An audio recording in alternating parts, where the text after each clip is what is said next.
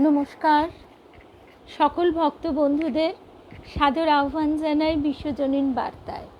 বিশ্বজনীন বার্তায় আজকে আমরা সমবেত হয়েছি, ঠাকুরের কথা শুনব। ঠাকুরের কথা শুনব। আজকে শিরোনাম হচ্ছে প্রার্থনা। আমরা কি প্রার্থনা করি? প্রার্থনা আমাদের প্রত্যেকের একটা নিত্যদিনের ব্যাপার। আমরা বুঝে না বুঝে, জেনে না জেনে নিরন্তর প্রার্থনা রাখি। প্রার্থনার আরও স্থূল ভাষা হচ্ছে চাওয়া। এই চাওয়াটাই ক্রমে প্রার্থনায় রূপান্তরিত হয়। এখন এই চাওয়াটাই বা আমরা কি চাইব, কার কাছে চাইব, কেমন করে চাইব, এসব নিয়ে আমরা সবাই খুব তালগোল পাকিয়ে যাই। তাই আজকে আমাদের বিষয় প্রার্থনা। ঠাকুরের কাছে আমরা শিখব কিভাবে প্রার্থনা করতে হয়। বলছেন স্বামী চেতনানন্দজি মহারাজ। তার কাছ থেকেই আমরা এই প্রসঙ্গটি ব্যাখ্যা এবং বিশ্লেষণ শুনব। তার আগে ভক্ত বন্ধুদের শুভ সন্ধ্যা জানাই। বেশ দুদিন পরে দেখা হচ্ছে, মনে হচ্ছে যেন মাঝখানে অনেকগুলো দিন পার হয়ে গেছে। একটু অনিয়মিত হয়ে গেছিল বটে পাঠচক্র আমাদের, এই নিত্যদিনের কাজে কর্মে সময়ের অভাবে। সময়ের থেকেও বড় কথা মানসিক স্থিতির অভাবে। কারণ সময় আমাদের অভাব হয় না, আমরা যদি সেটিকে মানিয়ে নিয়ে অ্যাডজাস্ট করে নিয়ে এগোতে পারি। কিন্তু বিভিন্ন কারণে আমাদের রবিবার তো পাঠচক্র থাকেই না, তারপর সোমবার হয়নি, তারপর মঙ্গলবার আমরা রামপ্রসাদ সেন মাতৃ সাধক তার কথা শুনলাম, তারপরে দুদিন আবার আমাদের পাঠচক্র স্থগিত ছিল। আজকে অনেক দিন পর ভক্ত বন্ধুদের সঙ্গে দেখা হয়ে প্রথমেই শুভেচ্ছা জানাই। ঠাকুর বলতেন, ভক্ত ভগবান ভাগবত, তিনের ভিতর দিয়ে এক আলোক রশ্মি প্রবাহিত হয়ে যাচ্ছে। তা ঠাকুর মায়ের শ্রীচরণে সাষ্টাঙ্গ প্রণাম নিবেদন করে, শ্রী গুরুকে স্মরণ করে আমরা তাহলে শুরু করছি আজকের প্রসঙ্গ। প্রার্থনা মানে স্বামী চেতনানন্দজি মহারাজ বলছেন, শুভ সন্ধ্যা সংযুক্তা, বিলাসপুরের দিদি শুভ্রা, জয়ন্তীদি, শুভ সন্ধ্যা। প্রার্থনা মানে যাচনা। মিনুদি, শুভ সন্ধ্যা। চাওয়া, কামনা, অভিলাষ, অর্থাৎ প্রার্থনাকেই আমরা স্থূল ভাষায় চাওয়া বলি। অভাব পূরণের জন্য মানুষ ভগবানের কাছে বা কোনো শক্তিমান বা ধনবান ব্যক্তির কাছে প্রার্থনা করে। শূন্য কলস ভর্তি হলে যেমন আর ভক ভক শব্দ হয় না, তেমনি মানুষের হৃদয় পূর্ণ হলে আর কোনো প্রার্থনা মুখ দিয়ে বেরোয় না। তখন ইন্দ্রিয়গুলি শান্ত, মুখ নিশ্চুপ, মনের বৃত্তি নিরোধ হয়ে যায়। পূর্ণ কামের সকল ইচ্ছা পূর্ণ হয়ে গেলে সে অকাম নিষ্কাম, আপ্তকাম আপ্তকাম হয়ে যায়। কিন্তু আমরা পূর্ণতা প্রাপ্তির ভাবটুকু ক্ষণিকের জন্যে পাই। অনেক সময় মনে হয় যে, যেমন কোনো মা, সে হয়তো অনেক দিন হয়ে গেছে তার সন্তান হচ্ছে না, সে তখন ভাবে আমার একটি সন্তান হলেই সব পাওয়া শেষ, সব চাওয়া শেষ হয়ে যাবে, সব পাওয়ার পরিপূর্ণতা ঘটবে। কিন্তু বাস্তবে দেখা যায় তা হয় না। তারপরে যখন সে সন্তানটি লাভ করে, তখন আবার তাকে কেন্দ্র করে, তাকে ঘিরে আরও নানা প্রার্থনা, নানা চাওয়ার উৎপত্তি ঘটে। এইভাবে আমাদের সারাটা জীবনই শুধু চাওয়ার পিছনে চলছি আমরা। ঠাকুর আমাদের শেখাচ্ছেন কি চাইতে হবে। ঠাকুর এখানে বলছেন,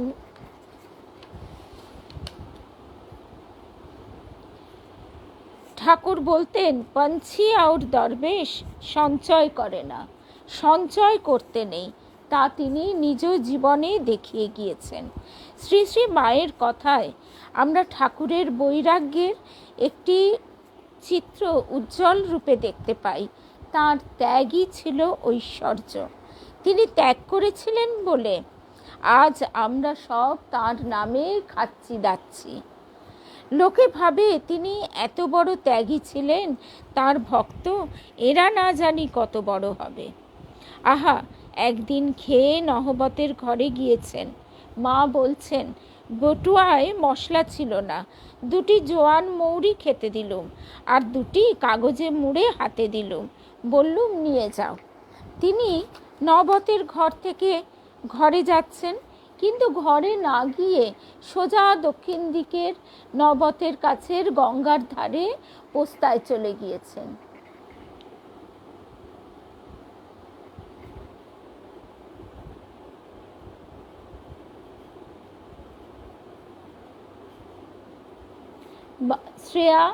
শ্রেয়া লিখেছে, ঠাকুরকে স্মরণ নিলে, তার স্মরণ করলে তার পরিত্রাণের ভাবনা নেই, নিশ্চয়ই জানবেন। শিবানন্দজি মহারাজ এই কথা বলছেন, মহাপুরুষ মহারাজ। একদমই তাই। শুভ সন্ধ্যা কাবেরী, তার স্মরণ নিলে আমাদের কোনো ভয় নেই। আমি ঠিক এরপরেই এই কথাটাতেই আসতে যাচ্ছিলাম। স্বামী চেতনানন্দজি মহারাজ প্রথমে যে কথাটি দিয়ে শুরু করেছেন, যে মায়ের ওই ঘটনাটা শেষ করি। শুভ সন্ধ্যা শ্রী রূপা, শুভ সন্ধ্যা। আর শ্রীয়ের ব্যাপারেও একটা কথা আছে, সেটাও বলবো, কেননা এই পাঠের ঠিক আগ মুহূর্ত অবধি আমি ওর নাচটা দেখছিলাম। আচ্ছা, যে কথায় ছিলাম, মা বলছেন ঠাকুর পথ দেখতে পাননি, হুঁশও নেই, বলছেন মা ডুবি। আমি এদিকে ছটফট করছি। শুভ সন্ধ্যা রূপা, আমি এদিকে ছটফট করছি, বলছেন মা, শ্রী শ্রী মা, ভর্তি গঙ্গা, বউ মানুষ, বেরুই না, কোথাও কাউকে দেখিও না, কাকে পাঠাই? শেষে মা কালীর একটি বামুন এদিকে এলো, তাকে দিয়ে হৃদয়কে ডাকালুম। হৃদয় খেতে বসেছিল, তাড়াতাড়ি এঁটো হাতেই দৌড়ে একেবারে ধরে তুলে নিয়ে এলো, আর একটু হলেই গঙ্গায় পড়ে যেতেন। তো এই হচ্ছে ঠাকুরের জীবন, যে তিনি যে কথাটি বলছেন, পাঞ্ছি আর দরবেশ সঞ্চয় করেন না, তেমনি ঠাকুরেরও সঞ্চয় করবার জো ছিল না। তাহলে আমাদের মতন সংসারী মানুষ কি করবেন? এইখানেই শ্রেয়ার কথাটা, শিবানন্দজি মহাপুরুষজি মহারাজ তিনি যে কথাটি বলছেন, তার স্মরণ নিলে আর ঠাকুরের স্মরণ নিলে আর খাওয়া পড়ার অভাব থাকে না। এইখানে আমাদের প্রত্যেকের সূক্ষ্ম বিচার দরকার। ওই কথাটি হচ্ছে মূল কথা, সৎ অসৎ বিচার। শুভ সন্ধ্যা। আজকে আমাদের প্রসঙ্গ প্রার্থনা, আমাদের সকলের অন্তরের প্রার্থনা। কবি এক লাইনে লিখে দিয়েছেন, ভারতচন্দ্র রায়গুণাকর। তিনি লিখছেন, আমার সন্তান যেন থাকে দুধে ভাতে। এইটি আমাদের সকলের প্রার্থনা। ওই যে বললাম, যে মা সন্তান লাভ করেনি, দীর্ঘদিন সে প্রার্থনা করে যাচ্ছে, সে ভাবছে ওই সন্তানটি লাভ হলেই তার সব চাওয়া পূর্ণ হবে, কিন্তু বাস্তবে দেখা যায় ঠিক তার বিপরীত। কারণ সন্তানটি যেই সে পেল, তার চাওয়া কিন্তু বেড়েই গেল। এই জায়গাতেই আমরা আটকে যাই। সুতরাং আমাদের নিত্য দিনের প্রার্থনা, নিত্য নৈমিত্তিক প্রার্থনা শেষ থাকে না। এবার কি হয়, আমরা কি চাইতে কি চাইব সেটাই বুঝতে পারি না। সেই জন্যই তার শরণ নেওয়া। তার শরণ নিলে আমাদের সাধারণভাবে চলার পথটায় কোনো প্রতিবন্ধকতা আসে না। ঠাকুর আমরা এরপরে শুনব যে কিভাবে তিনি যারা সকাম ভক্ত, শুভ সন্ধ্যা রূপা, টিঙ্কু, মামন চৌধুরী, যারা সকাম ভক্ত, তাদের কিভাবে তিনি অর্থ দিয়ে, ভোগবিলাস দিয়ে তার থেকে দূরে সরিয়ে দেন। আবার কিভাবে তিনি যার কিছুই নেই, হয়তো সামান্য একটি দুটি বস্তু রয়েছে, তার সেটুকুও তিনি কেড়ে নিয়ে তাকে একেবারে একেবারে তাকে শুধু তাকে যাতে, ভগবানকে যাতে ভালোবাসতে পারে, শুধু তার প্রতি যেন তার এক লক্ষ্য থাকে, সেইভাবে তাকে দাঁড় করিয়ে দেন। এখন আমাদের কি হয়, আমরা সেটা নিজেরাও চাই না। আমাদের ভেতর তখন একটা ভয় আসে, একটা নিরালম্ব ভাব আসে। আমি যদি কিছুই না চাই, তাহলে আমি কি খাবো, তাহলে আমি কোথায় দাঁড়াবো? কিন্তু আমাদের সন্তানদের মুখের দিকে চাইলে এটি আমরা বেশ বুঝতে পারি। ঠাকুরও ঠিক এরকমভাবেই বালকের বা শিশুর উদাহরণ দিয়ে বলছেন যে শিশুর মতন নির্ভরতা, শিশুর মতন সরল বিশ্বাসে সে জানে পরদিন সকালবেলা উঠলে তার বাবা মা তাকে দেখাশুনো করবে। এই নিয়ে তার কোনো চিন্তা নেই যে আমাকে দেখবে কি না। আমাদের কি হয়, ভাবের ঘরে চুরি হয়। আমরা ভাবি বটে যে আমরা তার উপর নির্ভর করেছি, কিন্তু নিজের মনকে যখনই খতিয়ে দেখতে যাই, তখনই আমরা দেখি সেখানে একটা শূন্যতা রয়ে গেছে, একটা গ্যাপ রয়ে গেছে। সেই জায়গায় দাঁড়িয়ে আমরা কিন্তু ভয় পাচ্ছি। আর সেই ভয় থেকেই আমাদের আবার চাওয়া বা প্রার্থনা উৎসারিত হচ্ছে। তারপরেও আছে কামনা। শুধু এই জায়গা থেকে যে প্রার্থনা, সেটা একরকম, তার থেকে আরও অধিক হচ্ছে যখন আমাদের কামনা বাসনায় আমরা জর্জরিত হচ্ছি। বৃহদারণ্যক উপনিষদে আছে কামময়ং এবায়ং পুরুষাঃ, অর্থাৎ মনুষ্য জীব অবশ্যই কামময়, তার কামনা থেকে ওঠে সংকল্প। এই কীভাবে আমাদের এক একটি প্রার্থনা থেকে সেই প্রার্থনা পূর্ণ হলে তার ফল আমরা পাই, তার ফল থেকে আবার আমাদের কিভাবে নতুন কর্মের উৎপত্তি হয়, আবার সেই নতুন কর্মের ফল তৈরি হয়। এইভাবে এক বিস্তৃত শৃঙ্খল, কর্মশৃঙ্খল, তার ভিতরে আমরা আষ্টে পৃষ্ঠে জড়িয়ে পড়ি। কামনা থেকে ওঠে সংকল্প, সংকল্প থেকে কর্ম, এবং কর্ম থেকে আসে ফল। আমাদের শাস্ত্রে ভগবানকে কর্মফল দাতা রূপে নির্দেশ করা হয়েছে এবং বলা হয়েছে তিনি কল্পতরু। এই কল্পতরুর কাছে যা চাওয়া যায় তাই পাওয়া যায়। এই বিশ্বাসের ওপর নির্ভর করে বেদ ও পুরাণে দেবদেবীর উদ্দেশ্যে অসংখ্য প্রার্থনা রচিত হয়েছে। আমাদের সাধু সন্তেরা সকাম নিষ্কাম, অভ্যুদয় নিঃশ্রেয়স, জাগতিক আধ্যাত্মিক বিষয়ক প্রার্থনা অধিকারী ভেদে উল্লেখ করেছেন। সকাম, শুভ সন্ধ্যা শ্রাবণ, মানে কামনা আছে, আমার সংসার সুখের হোক, আমার রোগ ব্যাধি থেকে আমি মুক্তি পাই ইত্যাদি, এইগুলি হচ্ছে কামনা, সকাম প্রার্থনা। আর নিষ্কাম প্রার্থনা কি? যে ঠাকুর আমি যেন শুধু তোমার দিকেই এগিয়ে যাই।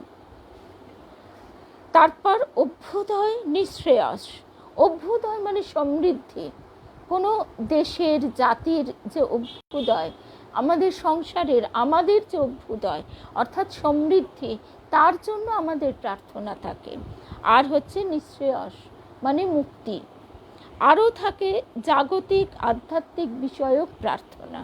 চণ্ডীতে সকাম প্রার্থনা আছে, সেখানে আমরা দেখি রূপাং দেহি জয়ং দেহি যশো দেহি দিশো জহি। হে দেবী, আমায় রূপ দাও, জয় দাও, যশ দাও এবং আমার পরম শত্রু বিনাশ করো। আমায় সৌভাগ্য ও আরোগ্য দাও, পরম সুখ ও বিপুল ঐশ্বর্য দাও, এমনকি মনোরমা ভার্যা দাও। এটি যদিও চণ্ডীতে প্রার্থনা করা হয় কিন্তু দ্ব্যর্থক। এর আবার অন্তর্নিহিত অর্থ আছে যে আমরা সাধারণভাবে যে প্রার্থনাগুলো শুনছি তার সঙ্গে মিল নেই। আমরা রূপ চাইছি, হে দেবী আমায় রূপ দাও। সেই রূপ কি? দৈহিক রূপ নয়, সেই রূপ হচ্ছে তোমার সঙ্গে আমার সাযুজ্য। জয় দাও, অর্থাৎ তোমার দিকে যেন আমি এগিয়ে যাবার পথে জয়লাভ করি। এইভাবে প্রত্যেকটি চণ্ডীর শ্লোকে দ্ব্যর্থক মানে দুটি অর্থ আমরা পাই।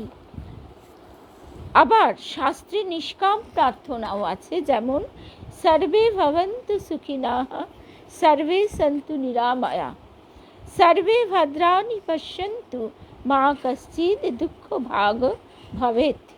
এই জগতে সবাই সুখী হোক। শুভ সন্ধ্যা জয়শ্রী। সবাই সুখী হোক, নিরোগ হোক, সকলে মঙ্গলময় বস্তু লাভ করুক এবং কেউ যেন দুঃখ না পায়। অনেক সময় কি হয়, আমরা শুভ সন্ধ্যা নয়নতারা, অনেক সময় আমরা এই যে স্বস্তি বচন বা এই যে প্রার্থনা সকলের উদ্দেশ্যে, জগতের উদ্দেশ্যে, প্রত্যেকটি পূজাতে এই প্রার্থনা দিয়ে শুরু করা হয়। যে কোনো শুভ কাজ, বিবাহ, উপনয়ন, অন্নপ্রাশন ইত্যাদি, সেখানেও শুভ কাজগুলি এইভাবে শুরু করা হয়। অর্থাৎ আমাদের শাস্ত্র সদা আমাদের এই শিক্ষা দিচ্ছে যে তুমি একা নও, সকলে মিলে তোমার এগিয়ে চলা, কাউকে পিছনে ফেলে তুমি এগোতে পারবে না। কিন্তু কি হয়, অধিকাংশ ক্ষেত্রেই আমরা এর অর্থটা অনুধাবন করি না বা মেকানিক্যালি যান্ত্রিকভাবে বলে যাই, অথবা আমরা এর ভিতরে প্রবেশ করবার মতন মনকে শান্ত করি না। অন্তর থেকে সকলের ভালো চাওয়া আর একটা মন্ত্র পাঠের মতো বলে যাওয়া দুটো এক নয়। তো কৃষ্ণ গীতাতে বলছেন 4 প্রকারের লোক ভগবানের ভজনা করে এবং তাদের মধ্যে 3 জন সকাম এবং 1 জন নিষ্কাম আর্তভক্ত। যেমন কুরুসভায় দ্রৌপদী কৃষ্ণের কাছে প্রার্থনা করছেন, জিজ্ঞাসু ভক্ত উদ্ধব ও জনক, তাদের আধ্যাত্মিক অন্বেষা জেগেছিল। আর অর্থার্থী ভক্ত সুগ্রীব ও রাজা সুরথ।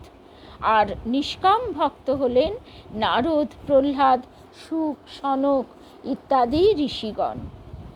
এখন আমরা এই অর্থার্থী ভক্ত বলতেই প্রথমেই আমাদের মনে হচ্ছে প্রহ্লাদের কথা। আর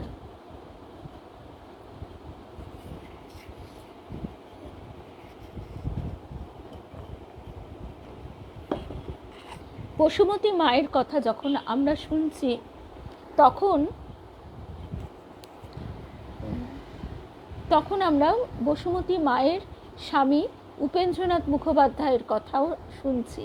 সেখানে উপেন কি করছে?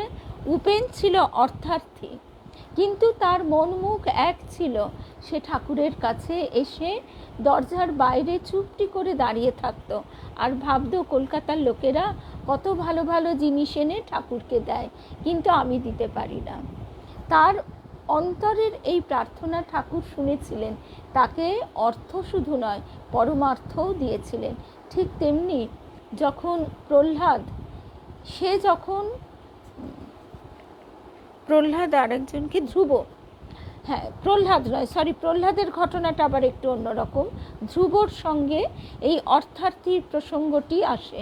ধ্রুব যখন অরণ্যে গিয়ে নারায়ণের বিষ্ণুর সাধনা করছে, ধ্যান করছে, তার কাছে প্রার্থনা করছে, তখন বিষ্ণু যখন তাকে দর্শন দিলেন, তখন ধ্রুব কী চাইছিল সেটা সম্পূর্ণ ভুলে গেল। ধ্রুব যখন তার পিতার কোলে বসতে গিয়েছিল, তখন ধ্রুবর বিমাতা এসে ধ্রুবকে অত্যন্ত কটু ভাষায় তাকে বকাবকি শুরু করেন। আর ধ্রুবর পিতা তিনি ছিলেন তার স্ত্রীর বশীভূত, তাই তিনি সঙ্গে সঙ্গে ধ্রুবকে কোল থেকে নামিয়ে দিলেন। ধ্রুব কাঁদতে কাঁদতে তার মায়ের কাছে গিয়ে যখন নালিশ করল, তখন তার মা বললেন যে দেখো বাবা, তোমার এই যে কষ্ট, এর একমাত্র নিবারক হচ্ছেন স্বয়ং নারায়ণ। তুমি তার কাছেই তোমার যা কিছু জানাও, তার কাছেই তোমার যা কিছু প্রার্থনা করো। তখন বনে গিয়ে ধ্রুব বিষ্ণুর ধ্যানে মগ্ন হলেন। কিন্তু যখন তিনি তার দর্শন লাভ করলেন, তখন তিনি ওই রাজ্য লাভের আশায়, পিতার ভালোবাসা পাবার আশায় যে এতদিন বিষ্ণুর ধ্যানে মগ্ন ছিলেন, সে কথা একেবারেই ভুলে গেলেন। তিনি তখন স্বয়ং বিষ্ণুর শ্রীচরণ লাভ করতে চাইলেন। এই জন্যেই আমাদের দেবী মায়ের কাছেও আমরা ঠিক এইভাবেই শুনেছি।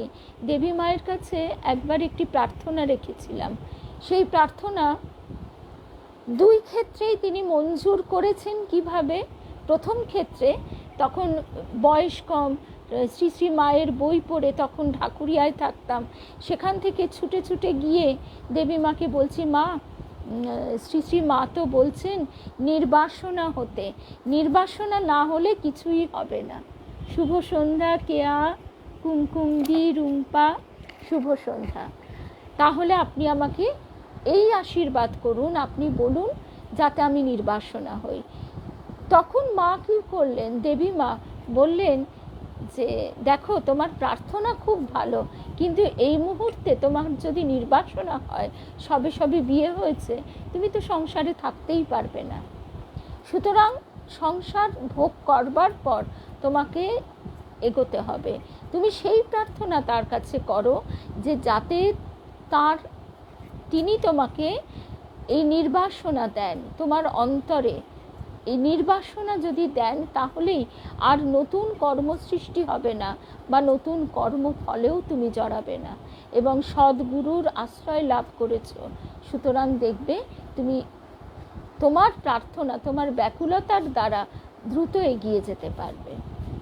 এই আশীর্বাদ তিনি করলেন। তিনি কিন্তু একবারও বললেন না যে না, তুমি এখনই নির্বাসনা হয়ে যাও। বারবার ঠাকুর আমাদের ওই কাঁচা সুপারির কথা বলছেন, যে কাঁচা সুপুরি তুমি টেনে ছাড়াতে পারবে না, কিন্তু যখন জ্ঞানাগ্নিতে তা শুকিয়ে যায়, তখন তা খোলের ভেতর ঢপর ঢপর করে, একটু চাপ দিলেই ফেটে যায়।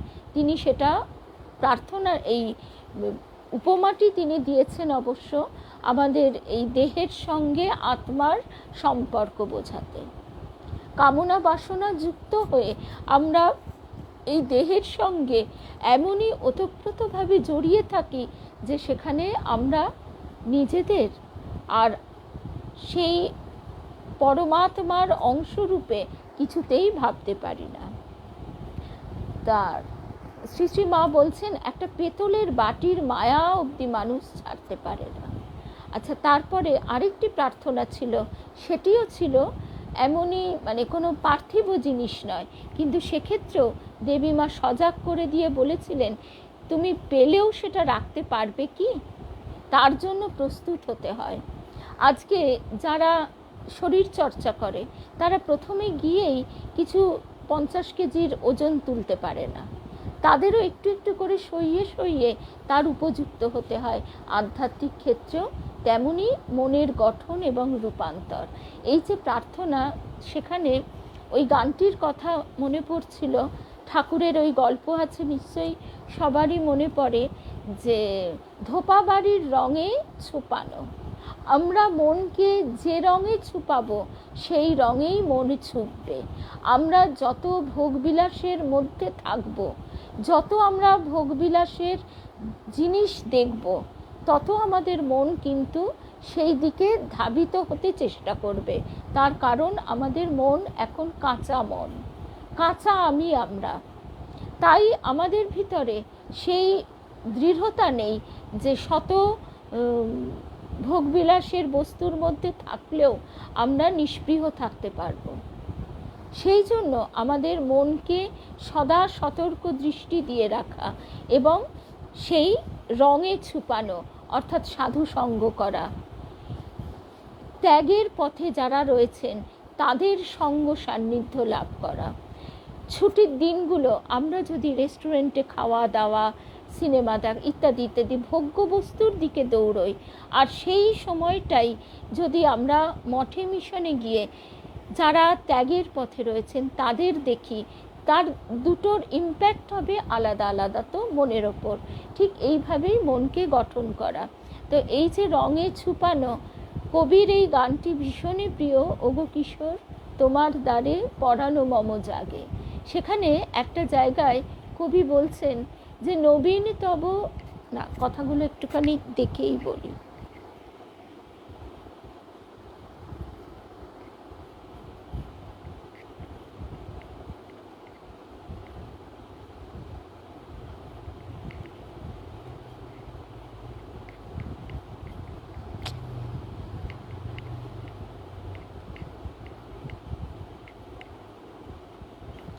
এই স্ত্রীকে বলেছিলাম তুমি এত সুন্দর নাচ করো, তুমি এর ভাবটা নাচের মধ্যে দিয়ে ফোটাও।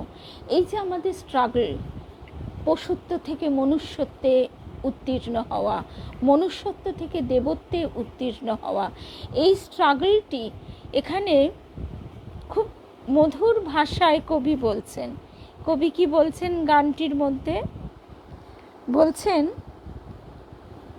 নবীন কবে করিবে তারে রঙিন তব রাগে। এগুলি আমরা ওই দোলের গান, বসন্তের গান বলে হই হই করে নাচ গান করে মিটিয়ে দিই, তা কিন্তু নয়। ওগো কিশোর আজি তোমারও দ্বারে পরানো মম জাগে। আজকে আমি তার সামনে এসে দাঁড়িয়েছি। সেই কিশোরকে, নওল কিশোর শ্রীকৃষ্ণ বা শ্রীরামকৃষ্ণ, যাই বলি না কেন, প্রতিদিনও আমি হে জীবন স্বামী দাঁড়াবো তোমারও সম্মুখে। এবার সেখানে তার কাছে আমাদের প্রার্থনা কি? নবীন কবে করিবে তারে রঙিন তব রাগে, অর্থাৎ তার রঙে আমাদের তিনি রাঙিয়ে নেবেন। গৌরীমা, গৌরীমাকে ঠাকুর বলছেন, সে তখন গৌরীমা ছোট্টটি, খুঁজতে খুঁজতে তিনি সেই ঠাকুরের কাছে পৌঁছে গেছেন।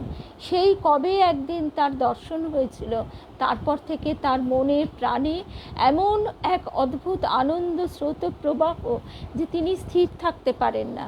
তো সেইভাবে তিনি যখন ঠাকুরের কাছে গেলেন, সেই বেলঘরিয়ার কাছে, সে যা ঘোলা, নিমতা ঘোলা, সেখানে তিনি কচু বনের ভিতর একটা ছোট্ট কুটিরের মধ্যে ঠাকুরকে দেখতে পেলেন। দরজাটা ভেজানো ছিল, স্পর্শ করা মাত্র দরজা খুলে গেল। দেখলেন সেই সেদিনের সাধু ভিতরে বসে আছেন, আর ভিতরে সে রং কি! পারমিতা, আজকে আমি সকালেই দিয়ে দিয়েছিলাম গো, তোমাকে আলাদা করে বলতে ভুলে গেছি। আজকে একটু তাড়াতাড়ি, মানে ওই যে বাড়ির নানা রকম কাজের কারণে প্লাস পুত্রের টিউশনের কারণে 7টা থেকে 8টা আজকের সময়। তো আসলে আহারে আমাদের এই পারমিতা রাত জেগে জেগে বসে থাকে। তো তখন দরজা স্পর্শ করা মাত্র খুলে গেল। খুলে যেতে গৌরীমা, ছোট্ট মেয়েটি, তিনি দেখছেন সেই সেদিনের দেখা সাধু বসে আছেন, আর তার গা দিয়ে এমন জ্যোতি বেরোচ্ছে যে তার রং তামা আগুনে পোড়ালে যেমন হয় ওই রকম উজ্জ্বল রক্তাভ। তিনি ধ্যানস্থ। বেশ কিছুক্ষণ পর গৌরী মায়ের দিকে চেয়ে বললেন, এসেছিস? তো এই যে ঠাকুর এবং গৌরী মায়ের পরস্পরের দর্শন হচ্ছে, দেখা হচ্ছে গুরু শিষ্যার, কিন্তু কোনো প্রার্থনা নেই। এই কথাটাই আজকে আমরা এখানেও শুনেছি, যে যখন আমাদের ভিতরটি পূর্ণ হয়ে যায় তখন আমাদের আর কোনো প্রার্থনা থাকে না। তখন গৌরীমা চুপ করে দাঁড়িয়ে আছেন। তারপর তিনি, মানে স্বয়ং ঠাকুর নিজেই তাকে দীক্ষা মন্ত্রদানের কথা বলছেন, এবং মন্ত্রদানের পরের দিন যখন মন্ত্র লাভ হয়েছে, তারপর গৌরীমার বাড়ির লোকরা খুঁজতে খুঁজতে এসে গেছে। তাদেরকে ঠাকুর বলছে, ওকে বকুনি, ও হলদে পাখি, ওকে ধরে রাখাই দায়। হলদে পাখি মানে কি? ওর অন্তর বৈরাগ্য, ওর অন্তর গৈরিক বর্ণ, ওকে কিছুতেই সংসারের মধ্যে আটকে রাখা যাবে না। ওই সময়ে যে ছোট ছেলে ছোট মেয়ের প্রার্থনা, সোনার গয়না, শাড়ি, সেই সময় গৌরীমা সোনার বালা কামড়ে দেখছেন যে তার কি স্বাদ, এবং সেটি গঙ্গার জলে টুক করে ফেলে দিচ্ছেন। তো সুতরাং আমাদের এই প্রার্থনা আমাদের আধার অনুযায়ী, আমাদের কর্ম, আমাদের চাওয়া, সব কিছু কীভাবে বদলে বদলে যায়। যে আমরা একদিন ভোগ্য বস্তু চেয়েছি, সে আমরাই আজকে চাইছি যে নবীন কবে করিবে তারে রঙিন তব রাগে। অর্থাৎ ঠাকুর তার রঙে, তার ভাবে যেন আমাদের আকর্ষণ করে নেন।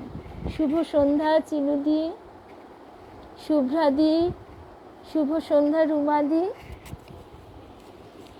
মানুষ যেমন কামময়, ভগবান তেমনি ইচ্ছাময়। ঈশ্বর রস বৈসাহা, তিনি রস স্বরূপ, রসের উৎস ও রসময়। এই রস বা আনন্দ পাওয়ার জন্য মানুষ ছোটাছুটি করছে। আনন্দ ছাড়া মানুষ বাঁচতেই পারে না। উপনিষদ বলছেন এই আনন্দেরই অংশমাত্র অবলম্বনে অপর জীবগণ জীবন ধারণ করে। এই আনন্দ পাওয়ার জন্য মানুষ বিয়ে করে, সন্তান উৎপাদন করে, অর্থ উপার্জন করে, জগতের সব ভোগ্য বস্তু প্রার্থনা করে। চঞ্চল মনা মানুষের যদি সব কামনা পূরণ হতো তাহলে জগৎ সংসার ওলটপালট হয়ে যেত।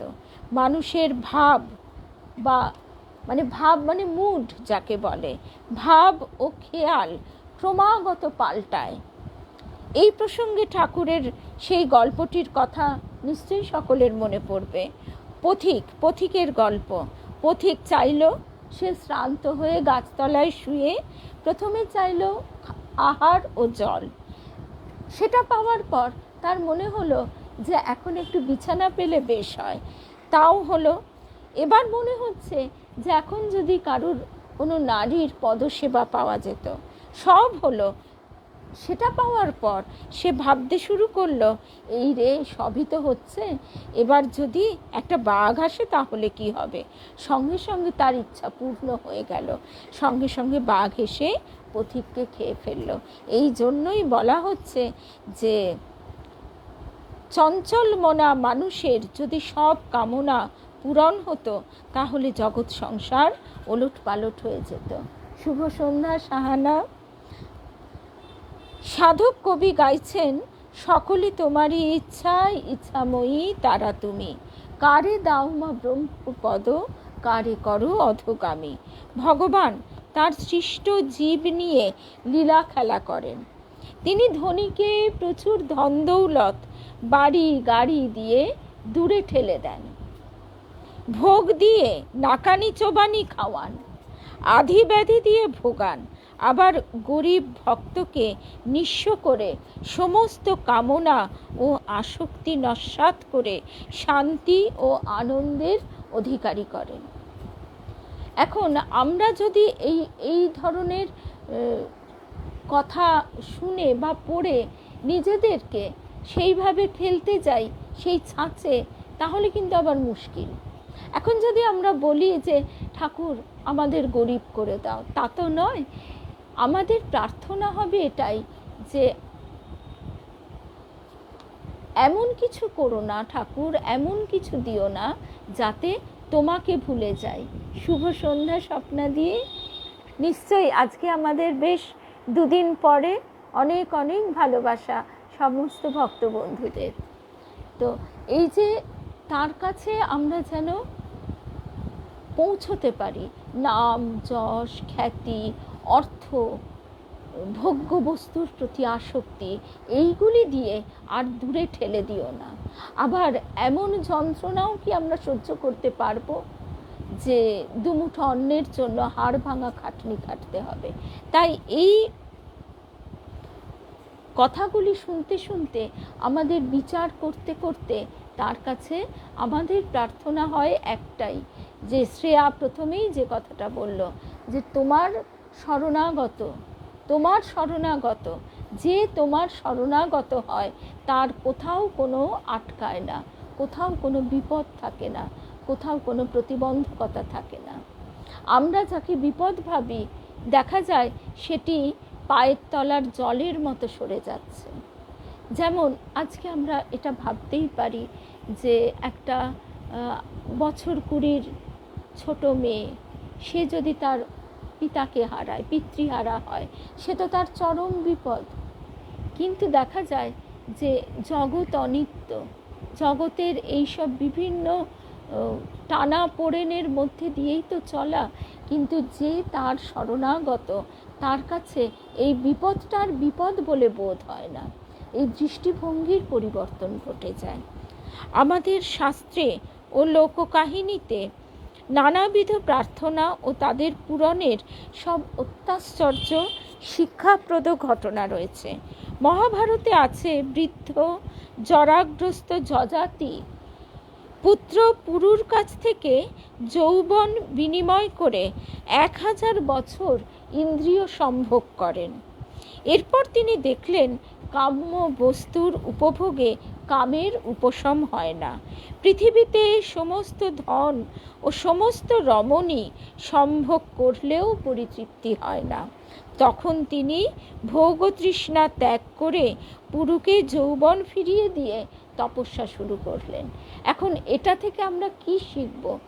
আমরা এই জন্মেই কি এই সিদ্ধান্ত নেব ত্যাগ বৈরাগ্যের দিকে এগিয়ে যাবার, নাকি যেমন ওই ভোগাসক্তিতে দিন কাটছে সেরমই কাটতে কাটতে একদিন আমাদের এই জন্মের শেষ হয়ে আবার সেই ভোগাসক্তির দ্বারা নতুন জন্ম শুরু হবে?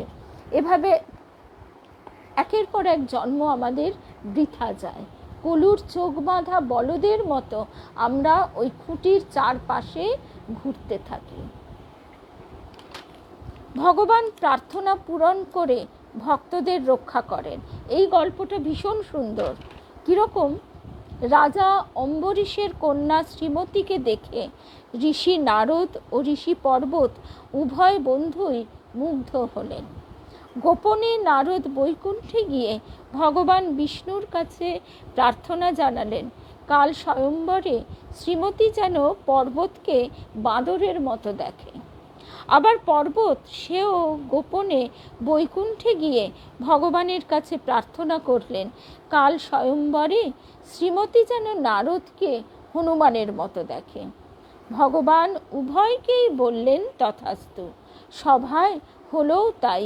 শ্রীমতী সভায় নারদ বা পর্বত কাউকে দেখতে পেলেন না। দেখলেন একটা হনুমান ও একটা বাঁদর দাঁড়িয়ে আছে। এইভাবে ভগবান ওই দুই ঋষিকে রক্ষা করলেন। তার লীলা বোঝা ভার। এটাই কবি গাইছেন যে আমি বহু বাসনায় প্রাণপণে চাই, বঞ্চিত করে বাঁচালে মোরে। এ কৃপা কঠোর সঞ্চিত মোর জীবন ভরে।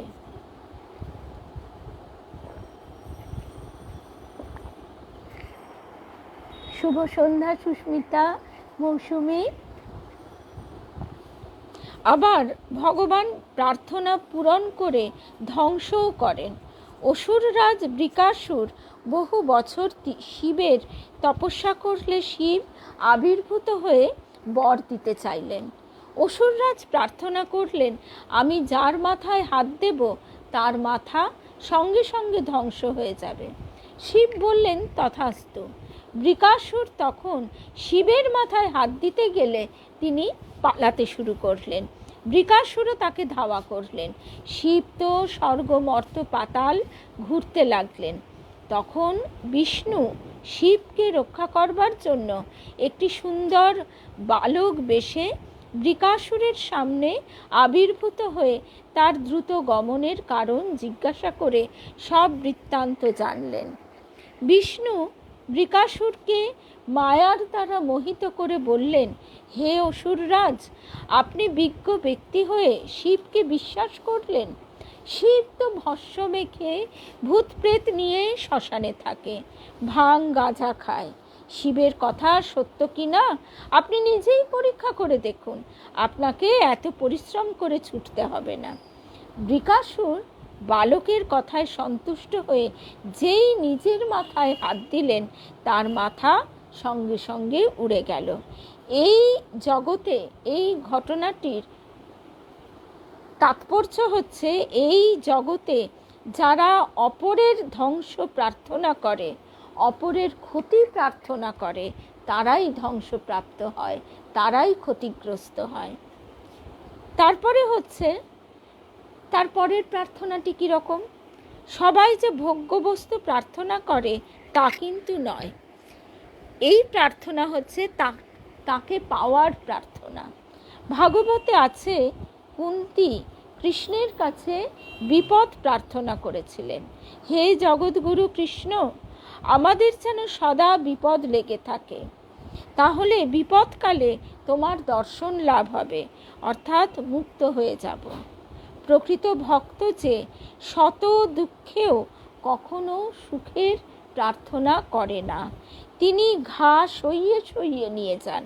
তুলসীদাসের একটা দোহা আছে, সুখ মে বাজ পড়ু দুঃখ রহু সাথ। আমার সুখে যেন বাজ পড়ে আর দুঃখে যেন দুঃখ যেন সদা সর্বদা সঙ্গে থাকে। সুখ ভগবানকে ভুলিয়ে দেয়, দুঃখ কেবলই তাকে মনে পড়িয়ে দেয়। অধিকাংশ মানুষ ভগবানের কাছে সুখ, স্বাচ্ছন্দ্য, স্বাস্থ্য, সম্পদ, স্বর্গ প্রার্থনা করে, কিন্তু প্রকৃত ভক্ত শুধু ভগবানকেই চায়, তার সান্নিধ্য প্রার্থনা করে। যেমন ঠাকুর বলছেন কথামৃতে যে বড় লোকের বাড়িতে রোজ প্রচুর লোক আসে, বড় লোক যে তিনি খুব দানি, তার কাছে এসে যে যা প্রার্থনা করে তাকে তিনি তাই দেন। কিন্তু একজন আসে, সে এসে বলে, বাবু আপনার কাছে আমি কিছু চাই না, আপনাকে ভালোবাসি তাই দেখতে এসেছি। সে রোজ চুপ করে বসে থাকে দেখে সেই বাবু তাকে জিজ্ঞাসা করে, কি গো তুমি যে কিছু বড় বলো না, রোজ এসে চুপ করে বসে থাকো? তখন সে এই কথা বলে যে আপনাকে আমি ভালোবাসি তাই আপনাকে দেখতে আসি। এই তাকে শুধু ভালোবেসে, শুধুই ভালোবাসা, এই ভাবটি সত্যিকারের ভক্তের। এবং এই ভাবটি নিজেদের ভিতরে নার্চার করবার জন্য যেটা আমাদের শাস্ত্রে যে ভাবের পূজার কথা বলা হয়েছে সেটি হচ্ছে বাৎসল্য ভাব। আমরা যখন গোপাল সেবা করি তখন কি হয়, গোপালের কাছে আমরা কিছু চাইতে পারি, তাকে আমাদের একেবারে কোলের শিশুটি মনে হয়, দুরন্ত দামাল শিশু, তাকেই আমরা দেখাশোনা করছি, তাকেই আমরা ভালোবাসছি। যেমন ঠাকুরের ভাব, ঠাকুরের কাছে আমরা, ঠাকুর তো সদা ভাবে বিভোর, তাকে আমরা তার কাছে গিয়ে কি চাইব? তাকে দেখেই আমাদের মন প্রাণ একেবারে ভরপুর হয়ে যায়, তার কাছে আর কিছু চাওয়া যায় না। এই জন্যেই আমাদের এই বাৎসল্য ভাবের অনুশীলন করা। এখানে স্বামী চেতনানন্দজি মহারাজ তিনি এই বিষয়গুলি তার কিছু বক্তৃতা থেকেই প্রবন্ধগুলি তৈরি হয়েছে, তাই এখানে তিনি আবার কিছু খ্রিস্টানদের জন্য খ্রিস্ট ধর্মের কথাও আবার কিছু এখানে তিনি বলছেন। কীরকম? মিস্টিকরা কত ঝড়ঝাপটার মধ্যে দিয়ে আধ্যাত্ম পথে এগিয়ে যান। অ্যাভিলার সেন্ট টেরিসা একবার স্পেনের টলিডোতে ঘোড়ার গাড়িতে করে যাচ্ছিলেন। পথে গাড়ির একটা চাকা খুলে যায় এবং গাড়িটা খাদে জলের মধ্যে পড়ে যায়। টেরিসা কাতরভাবে যিশুকে বলতে থাকেন, হে প্রভু, এ তোমার কেমন বিচার? আমি তোমার কাজ করার জন্য যাচ্ছি আর আমার এই বিপদ। তুমি তো জানো আমি সারা জীবন হার্টের অসুখে কষ্ট পাচ্ছি। যিশু উত্তরে বললেন, টেরিসা, আমি এইভাবে আমার ভক্তদের পরীক্ষা করি। তাতে টেরিসা বলছেন, তাই তো, ওই জন্যে তোমার ভক্ত সংখ্যা কম। স্পেনের টলিডোর সেন্ট টেরিসা। আচ্ছা, তারপর জার্মান মিস্টিক হেনরি সুসো ছিলেন মাইস্টার একহার্টের শিষ্য। তার সংস্পর্শে এসে বহু ছেলে মেয়ে সাধু সন্ন্যাসিনী হয়েছেন। একবার কনভেন্টে তিনি উপদেশ দেবার সময় বলছেন, ভগিনীগণ, ভগবান আমাকে ভুলে গিয়েছেন।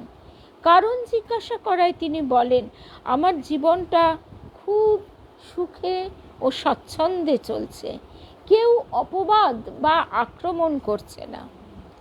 ওই সময় এক সন্ন্যাসী জরুরি এক সংবাদ নিয়ে বাইরে অপেক্ষা করতে থাকেন এবং হেনরিকে খবর পাঠায়। সে হেনরিকে বলে, ব্যারন আপনাকে খুঁজছেন এবং মেরে ফেলবার হুমকি দিয়েছেন, কারণ ব্যারনের একমাত্র মেয়ে কনভেন্টে সন্ন্যাসিনী হয়েছেন। তখন ভগবানকে ধন্যবাদ বলে হেনরি সাধুটিকে বিদায় করলেন আর বললেন, ভগিনীগণ, এবার ভগবান আমাকে মনে করেছেন, তিনি আমাকে ভোলেননি। তো আধ্যাত্ম পথের অন্তরায় হচ্ছে কমফর্ট বা ইজি গোয়িং লাইফ। আমরা সুখের সময় তাকে যতবার ডাকি, দুঃখের সময় কিন্তু তার থেকে অনেক বেশি ডাকি। সব ধর্মেই প্রার্থনার ওপর জোর দেওয়া হয়েছে। প্রার্থনাকালে ভক্ত ভগবানের সঙ্গে কথা বলার সুযোগ পায়। এই প্রার্থনা 4টি স্তরে প্রকাশ পায়। ভক্ত বলেন, ভগবান শোনেন। তারপর ভগবান বলেন, ভক্ত শোনেন। তারপরে কেউ কিছু বলেন না, উভয়েই শোনেন। কেউ কিছু বলেন না, উভয়েই শোনেন। আর তারও পরে কেউ কিছু বলেনও না, আর কেউ কিছু শোনেনও না। এই সাইলেন্সই সমাধি। প্রার্থনা যত গভীর হয় তত বাচিক শব্দ কমে যায়। ওই নীরবতার মধ্যে অন্তর্যামী ভগবানের বাণী শোনা যায়। এই নীরবতা নিয়ে আমরা এর আগে পাঠচক্রে শুনেছি, আবারও শুনব, কারণ নীরবতা অভ্যাস করবার জিনিস। এবং নীরবতারও আবার 2টি ভাগ আছে। আমরা মৌনতা বলতে সাধারণভাবে বাচিক মৌনির কথাই ভাবি, যে মুখে আমরা কথা বলছি না, কিন্তু মনের মধ্যে নিরন্তর কথার প্রবাহ চলছে, সেইটিকে থামানো। ঠাকুর বলছেন 22শে এপ্রিল 1883 সাল ঠাকুর সিথিতে ব্রাহ্মোৎসবে যোগদান করেছেন। তা সেই সময় এক ব্রাহ্ম ভক্ত জিজ্ঞাসা করছে, মশাই উপায় কি? তখন ঠাকুর বলছেন, উপায় অনুরাগ, অর্থাৎ তাকে ভালোবাসা আর প্রার্থনা। এইখানে যে কথোপকথনটুকু মহারাজজি তুলে দিয়েছেন খুব সুন্দর। অনুরাগ না প্রার্থনা? ব্রাহ্ম ভক্তটি এবার জিজ্ঞাসা করছে। ওই যে ঠাকুর বললেন উপায় অনুরাগ, অর্থাৎ তাকে ভালোবাসা আর প্রার্থনা। এবারে ব্রাহ্ম ভক্তের জিজ্ঞাসা যে অনুরাগ না প্রার্থনা? তখন ঠাকুর বলছেন অনুরাগ আগে, পরে প্রার্থনা। ডাক দেখি মন ডাকার মতো, কেমন শ্যামা থাকতে পারে। ঠাকুর সুর করে এই গানটি গাইলেন। আর তারপর ঠাকুর বলছেন, আর সর্বদাই তার নাম গুণগান কীর্তন প্রার্থনা করতে হয়। পুরাতন ঘটি রোজ মাজতে হবে, একবার মাজলেই কি হবে? আর বিবেক, বৈরাগ্য, সংসার অনিত্য, এই বোধ তার কাছে প্রার্থনা করতে হবে। আমরা সংসারের সুখ স্বাচ্ছন্দ্যটাই প্রার্থনা করি, রোগ ব্যাধির উপশমটাই প্রার্থনা করি, এ বিষয়ে তো কোনো সন্দেহ নেই। হ্যাঁ, এখন একটা কথা হতে পারে যে যখন আমরা এই কথাগুলো যখন আমরা শুনছি, তখন আমরা একটা শান্ত জায়গায় বসে আছি। আমি জানি যে আমার কালকের আহার নিয়ে চিন্তা করতে হবে না। আমি একটা নিশ্চিন্ত নিরুপদ্রব ছাদের নিচে বসে আছি। সকাল থেকে আমার খাবারের অভাব ঘটেনি, আগামী সময়েও ঘটবে না। এই যে জানাটা, এই জানাটাকে আমরা ভীষণ গুরুত্ব দিই। এই জানাটা কিন্তু অনিত্য, এই জানাটাও অনিত্য। কারণ গুজরাটের ভূমিকম্পের কথাটা নিশ্চয়ই সকলের মনে আছে। তখন একটা কথা কাগজে পড়েছিলাম যে যারা কোনো দিন মাটিতে পা দেয়নি, অর্থাৎ বহুতল বাড়ি থেকে লিফটে করে নেমে এসে একদম পোর্টিকোতে বা গ্যারেজে গাড়ি দাঁড়িয়ে আছে, সোজা গাড়িতে উঠে গেছে, গাড়ি নিয়ে বেরিয়ে গেছে, এই রকম যাদের লাইফস্টাইল, তারা আজকে দুমুঠো খাবার জন্য হা হুতাশ করে বসে আছে। তারা আজকে ত্রিপলের ছাউনিতে রাত কাটাচ্ছে, কেউ বা খোলা আকাশের নিচে। তো এই যে অনিত্য, অনিশ্চয়তা, এগুলো কিন্তু আমরা ভুলে যাই, এটাই মায়া।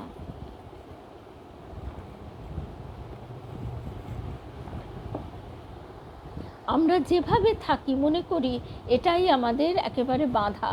এই যে আজকে আমাদের বাড়ি রং হবার কারণে একটা মানে নিত্যদিনের ছন্দের ব্যাঘাত ঘটেছে, অমনি একটা অসুবিধা বোধ হচ্ছে। তাই আমরা এই কথাগুলি এক গলা জলে মানে বন্যায়, তাই আমার হাজব্যান্ডই বলছিল যে আজকে আমাদের একটু এদিক রান্নাঘর খালি করে এদিক থেকে ওদিকে ব্যবস্থা করতে পোটলা পুটলি নিয়ে কি অসুবিধে। আর যাদের বছর বছর বন্যায় ঘরবাড়ি ভেসে যায় তাদের কি হয়, দরকারি নথিপত্র, টাকা পয়সা, নিত্যদিনের ব্যবহার্য জিনিস, তাদের কি হয়। তাই ঠাকুরের এই কথাটাও শিবনাথ শাস্ত্রীর একটা স্মৃতিকথায় আমরা পাই, শ্রীরামকৃষ্ণকে যে রূপ দেখিয়াছি।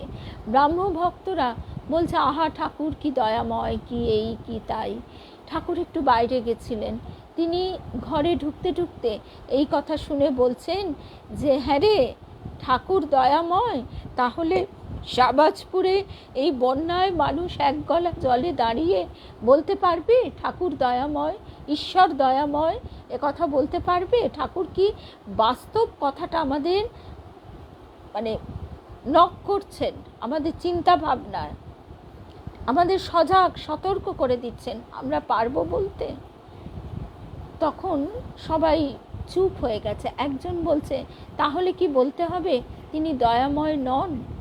ঠাকুর বলছেন আমি কি সে কথা বলেছি? তিনি দয়াময় কি দয়াময় নন সে কথা তিনিই বুঝিয়ে দেবেন।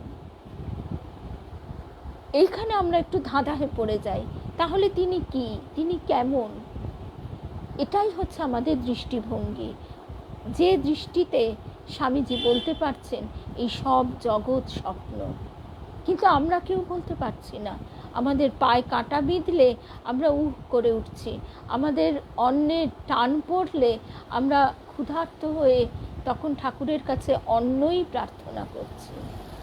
সেই জন্য তার কাছে প্রার্থনা যে আমরা যেন তার শরণাগত হই।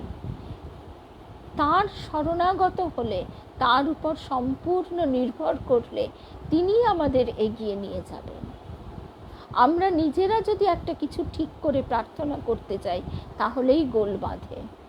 যেমন আমরা হয়তো সন্তানের জন্য প্রার্থনা করলাম যে সে বিদেশে যাক, সে একটা ভালো চাকরি করুক ইত্যাদি ইত্যাদি, কিন্তু তারপর দেখা গেল যে তাতে করে আমি নিজে হয়তো তাকে ছেড়ে এমন একটা একাকিত্বে হতাশায় ডুবে যাচ্ছি যেটা বহন করে চলা খুব একটা সহজ কথা নয়। অথবা তার দিক থেকেও সে এমন একটা পরিস্থিতিতে পড়েছে যে সেখান থেকে তার জীবনে কোনো শান্তি আনন্দ বলে কিছু থাকছে না। সুতরাং আমাদের দেবী মা এই কথাটা বারবার বলেছেন, তার কাছে এটাই প্রার্থনা করো যে ঠাকুর তুমি যা ভালো বোঝো তাই করো। আমি একটা লক্ষ্য স্থির করে নিয়েছি যে আমার সন্তানের জন্য এইটি চাই, এই ইউনিভার্সিটিতে পড়া, এই জায়গায় এই সাবজেক্ট পড়া, এই বিদেশ যাওয়া ইত্যাদি ইত্যাদি। এইবার আমি বলছি ঠাকুর তুমি যা ভালো বোঝো তাই করো না। অন্তরের অন্তঃস্থল থেকে দেবী মা এই শিক্ষাটাই দিতেন, তার কাছে সম্পূর্ণ নিবেদন করে দাও। কিন্তু নিবেদন করতে গেলে যে করা যায় না সেটাও আমাদের গুরুদেব বলছেন, একবারে পারছিস না। তিনি অন্তর্যামী ছিলেন, তিনি আমাদের অন্তর একেবারে পড়তে পারতেন, চোখে দেখতে পারতেন। তাই তিনি বলতেন একবারে পারছিস না, একটু একটু করে দে। তারপরে বলছেন খুচরো হয়ে চলতে চলতে একদিন টাকা হয়ে যাবে। অর্থাৎ একটু একটু করে দিতে দিতে, ছাড়তে ছাড়তে একদিন দেখা যাবে যে সবটাই আমরা তার চরণে পারছি। ঠাকুর কাকুতি মিনতি করে বলছেন, শিবনাথ শাস্ত্রী লিখছেন যে ঠাকুর বলছেন ওগো বাবুরা, ভালো লোকের ওপর ভার দিলে সে কি কারো ক্ষতি করে গা? এমনি করে করে ঠাকুর বলছেন শরণাগত হও, শরণাগত হও।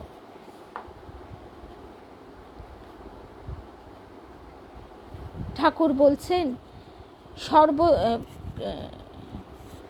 কোথায় গেল, হ্যাঁ, ঠাকুর বলছেন মুসলমানেরা দেখো সব কাজ ফেলে ঠিক সময়ে নামাজটি পড়বে। তারপরে 19শে সেপ্টেম্বর 1884 সাল হাজরা মশাই ঠাকুরকে জিজ্ঞাসা করেন প্রার্থনা করলে তিনি শুনবেন?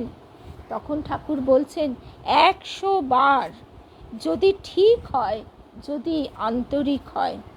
আমাদের জাগতিক বাসনা প্রার্থনাকে আন্তরিক হতে দেয় না, বলছেন স্বামী চেতনানন্দজি মহারাজ।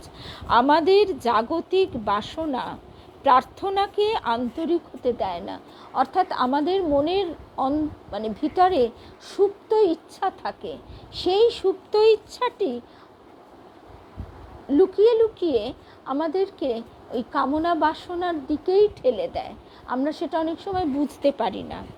11ই অক্টোবর 1884 সাল ঠাকুর বলছেন, হাজরাকে তাই বলি, ও দেশে মাঠে জল আনে, মাঠের চারিদিকে আল দেওয়া আছে, পাছে জল বেরিয়ে যায়।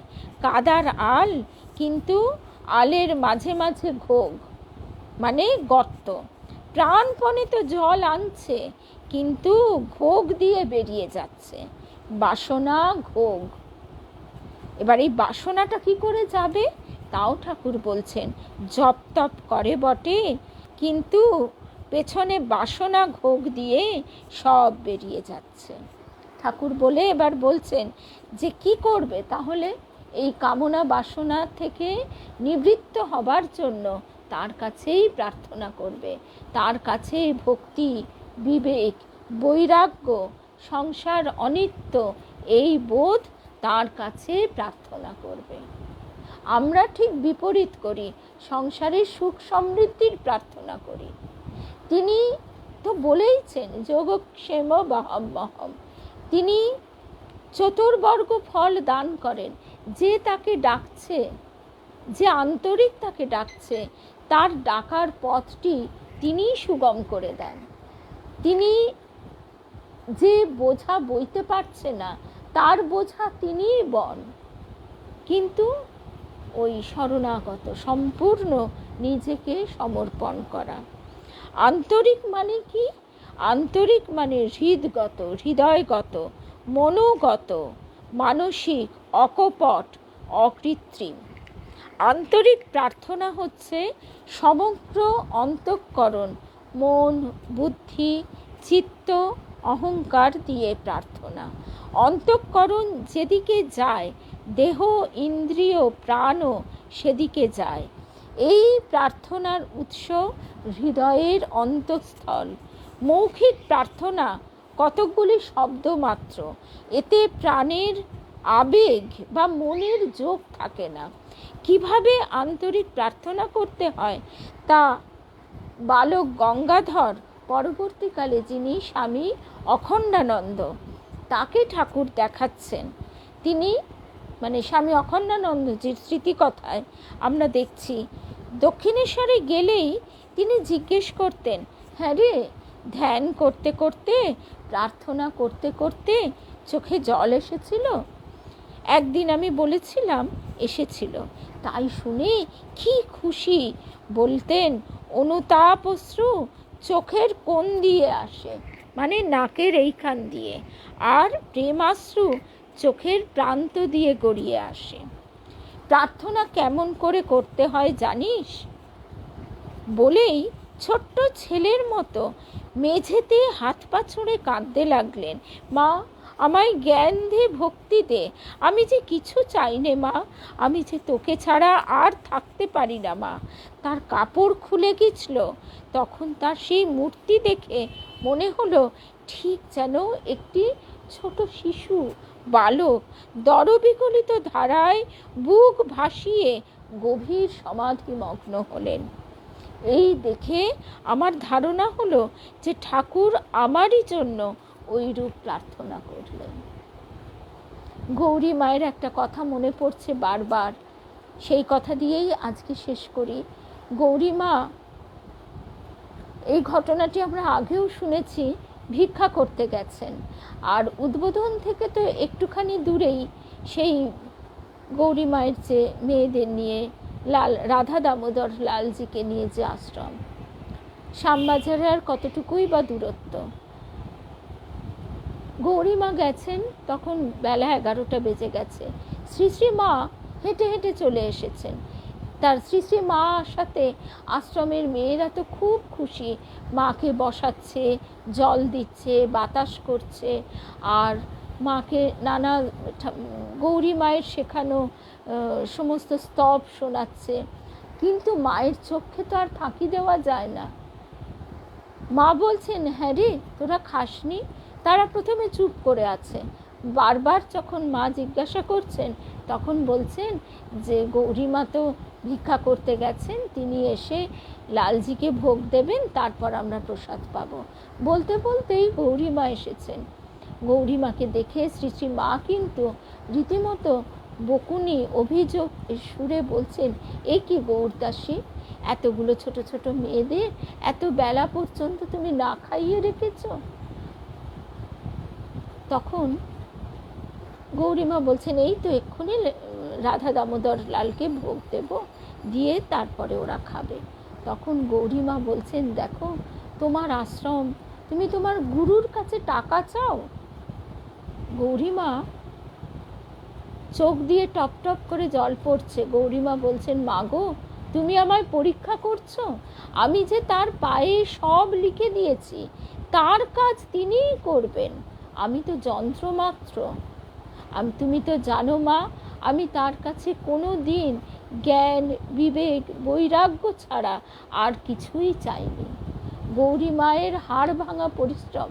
গৌরীমা, আজকেই পড়ছিলাম, গৌরীমা গেছেন এক গৃহস্থ বাড়িতে দুটি ভিক্ষা করতে।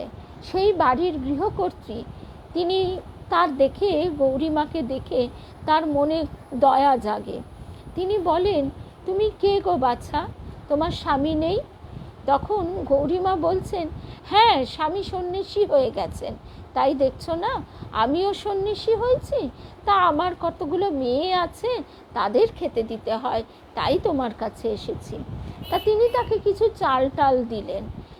গৌরীমা সেই চালের পুটুলি নিয়ে হেঁটে হেঁটে ফিরছেন। সেই সময় সংস্কৃত কলেজের অধ্যক্ষ, আমি নামটা এখন এই মুহূর্তে ভুলে গেছি, সে মহামহোপাধ্যায়, সেই সংস্কৃত কলেজের অধ্যক্ষ, তিনি গাড়ি করে, ঘোড়ার গাড়ি করে যাচ্ছিলেন। তিনি গৌরীমাকে দেখে নেমে পড়েন এবং গৌরীমাকে গাড়িতে করে পৌঁছে দেন। তা গৌরীমায়ের কি কম কষ্ট হয়েছে? এইভাবে এই প্রখর চৈত্র মাসের, বৈশাখ মাসের রোদে, বৃষ্টিতে, ঝড় জলে তিনি, অথচ তার কতখানি শক্তি ছিল। এই যে পাহাড়ে তিনি যখন সাধনা করছেন, চারিদিকে বরফ আর বরফ, তিনি লালজিকে কি ভোগ দেবেন? তিনি আকাশের দিকে হাত তুলে বলছেন, ভিক্ষাং দেহি। হঠাৎ দেখছেন হাতে একটি ফল এসে গেল। সেই ফলটি তিনি লালজিকে নিবেদন করে নিজে গ্রহণ করলেন। তা তিনি চাইলে এইভাবে কষ্ট নাই তো করতে পারতেন, সাধারণ জীবের মতো।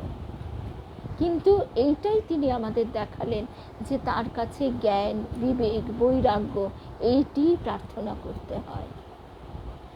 জয় রামকৃষ্ণ। আজকে আমরা এই অবধি শুনলাম।